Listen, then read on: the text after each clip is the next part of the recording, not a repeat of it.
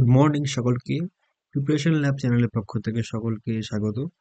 আজকে আমরা 16 জানুয়ারি 2025 এর কারেন্ট অ্যাফেয়ার্স নিয়ে আলোচনা করব, যা বিভিন্ন কম্পিটিটিভ এক্সাম যেমন PSC, SSC, RRB, WBP, KP সব ক্ষেত্রেই অনেকটা important.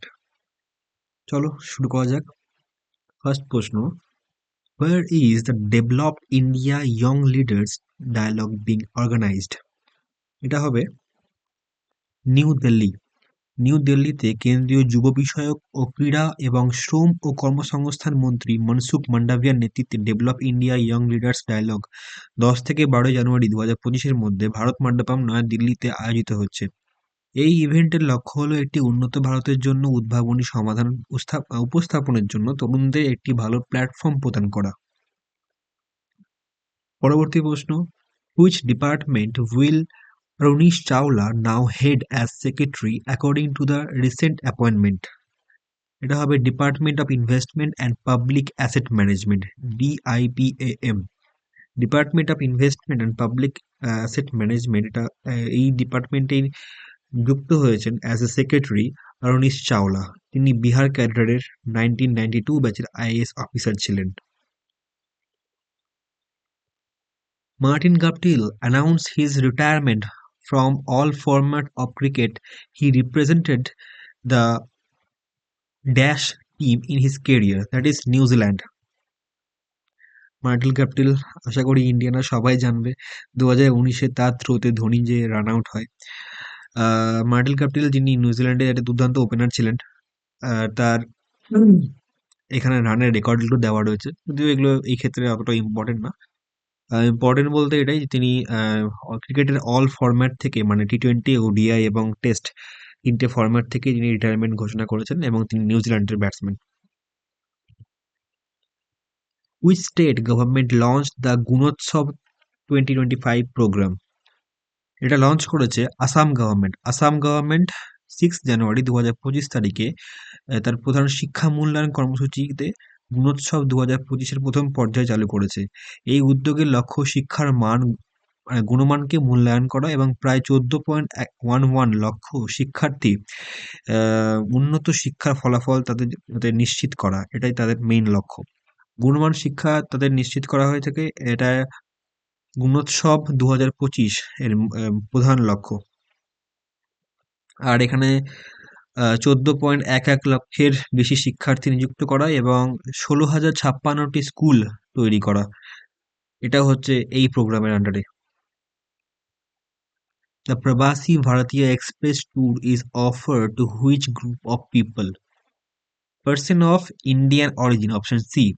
Person of Indian origin অর্থাৎ ভারতীয় বংশোদ্ভূত ব্যক্তিদের তাদের সংস্কৃতি ও ধর্মীয় ঐতিহ্যের সাথে সংযুক্ত করার উদ্যোগে প্রবাসী ভারতীয় এক্সপ্রেস চালানো হচ্ছে। এটা প্রায় সারা দেশ জুড়েই এটা চলবে, এটা স্পন্সার্ড ট্যুর অফার করছে। এর নাম হচ্ছে ভারত গৌরব প্রবাসী ভারতীয় এক্সপ্রেস। এটা প্রধানমন্ত্রী নরেন্দ্র মোদী এটা ফ্ল্যাগ আপ করেছে। দিল্লি সফদরগঞ্জ এটা ট্যুর। এটা প্রায় 14 রাত 15 দিনের একটা ট্যুর এবং সমস্ত খরচ এবং বিমান ভাড়া 90% খরচ কভার করছে বিদেশ মন্ত্রণালয় এবং IRCTC. Which city will host the AI action summit 2025? এটা হবে Paris, option B. AI action summit 2025 এটা প্যারিস, ফ্রান্সে হচ্ছে এবং হ্যাঁ, এটা 10 থেকে 11 ফেব্রুয়ারি এটা হবে। আর 2025 সালকে, এটা একটা অন্য প্রশ্ন, 2025 সালকে ইয়ার অফ এআই বা আর্টিফিশিয়াল ইন্টেলিজেন্স বলছে AICTE। এখানে একটা প্রশ্ন তোমাদের করি, AICTEর ফুল ফর্মটা আমাকে বলবে।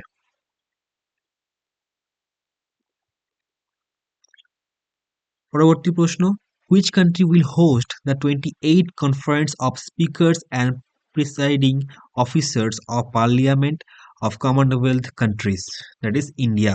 এবার ভারত 2026 সালে কমনওয়েলথ দেশগুলি পার্লামেন্টের স্পিকার এবং প্রিসাইডিং অফিসারদের 28তম সম্মেলন হোস্ট করবে। এটি সাম্প্রতিক সিএসপিওসি স্ট্যান্ডিং কমিটি বৈঠকের সময় লোকসভার স্পিকার ওম বিড়লা এটা ঘোষণা করেছেন। Project Veer Gatha 4.0, a joint initiative of which ministries? এটা হচ্ছে ministry of defence and ministry of education.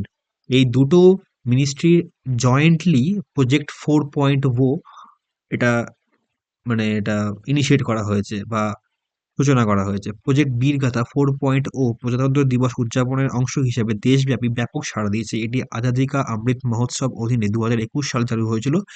এই প্রকল্পের লক্ষ্য হলো বীরত্ব পুরস্কার প্রাপ্তদের সাহসিকতা এবং জীবনের গল্প শিক্ষার্থীদের মধ্যে দেশপ্রেম ও নাগরিক মূল্যবোধ জাগিয়ে তোলা।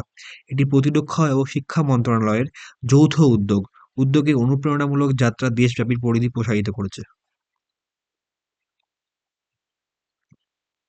প্রাইম মিনিস্টার ইলজা আমডোভাজ, আশা করি নামটা ভুল বলিনি, হু recently announce his her resignation belongs to which country? She is from Sao Tome Principe. রাষ্ট্রপতি কার্লোস ভিরা নোভাকে জানানোর আগে তার প্রস্তাবিত মন্ত্রিসভার তালিকা প্রকাশ্যে ফাঁস হওয়ার পরে সাও টোমে এবং প্রিন্সিপের প্রধানমন্ত্রী ইলিজা আমাদোভাজ পদত্যাগ করেছেন।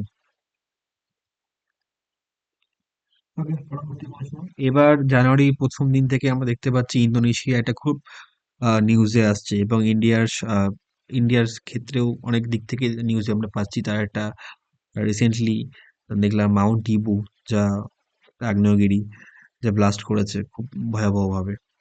এবার এই একটা নতুন একটা news, which country has introduce E visa system for Indian tourist, that is Indonesia. Indonesia ভারতীয় পর্যটকদের জন্য ই ভিসা ব্যবস্থা চালু করেছে। ইভেন ভারতীয় রিপাবলিক ডেতে ইন্দোনেশিয়ার যিনি প্রেসিডেন্ট তিনি আসছেন অ্যাজ আ চিফ গেস্ট। এবার ইন্দোনেশিয়া আনুষ্ঠানিকভাবে ব্রিক্সের 10তম দেশ হিসেবে যোগদান করেছে। আর ক্যাপিটাল অফ ইন্দোনেশিয়া হচ্ছে জাকার্তা।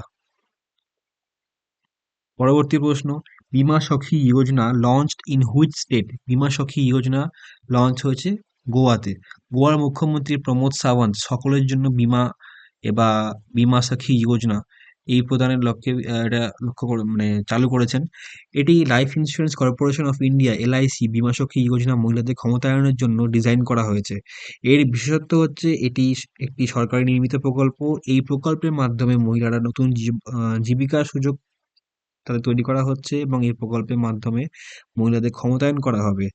এই প্রকল্প গ্রামীণ এলাকার মহিলাদের কর্মসংস্থান বৃদ্ধিতে সাহায্য করবে এবং এই প্রকল্পে যে সমস্ত মহিলারা আবেদনের যোগ্য তারা 18 থেকে 70 বয়সের মধ্যে। হু ওয়াজ awarded the Satyajit Ray Lifetime Achievement Award at the annual awards ceremony of West Bengal Film journalist association? এটা পেয়েছেন, ছবি দেখে আমরা বুঝতে পারছি, অপর্ণা সেন। প্রখ্যাত চলচ্চিত্র নির্মাতা অপর্ণা সেন ভারতীয় চলচ্চিত্রে তার গুরুত্বপূর্ণ অবদানের জন্য মর্যাদাপূর্ণ Satyajit Ray life time achievement award পেয়েছেন। অনুষ্ঠানটি বাংলা চলচ্চিত্রের শ্রেষ্ঠত্ব উদযাপন করেছে এবং সেরা চলচ্চিত্র এবং সেরা অভিনেতা এবং সেরা পরিচালক সহ বিভিন্ন বিভাগে এটা পুরস্কার দেওয়া হয়েছে।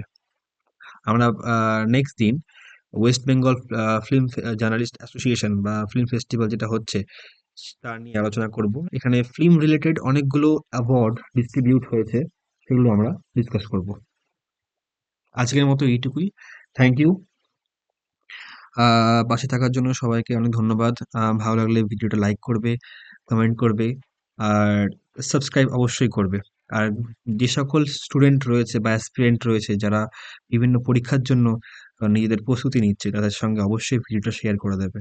কারণ কারেন্ট অ্যাফেয়ার্স একটা খুব গুরুত্বপূর্ণ বিষয় প্রায় প্রত্যেকটা এক্সামের ক্ষেত্রে, এসএসসি থেকে শুরু করে ডাব্লিউবিপিএসসি বা others PSC, UPSC, whatever হোক, কারেন্ট অ্যাফেয়ার্স খুবই ইম্পর্টেন্ট একটা জিনিস আর প্রতিটা নিউজই এখানে ইম্পর্টেন্ট রয়েছে।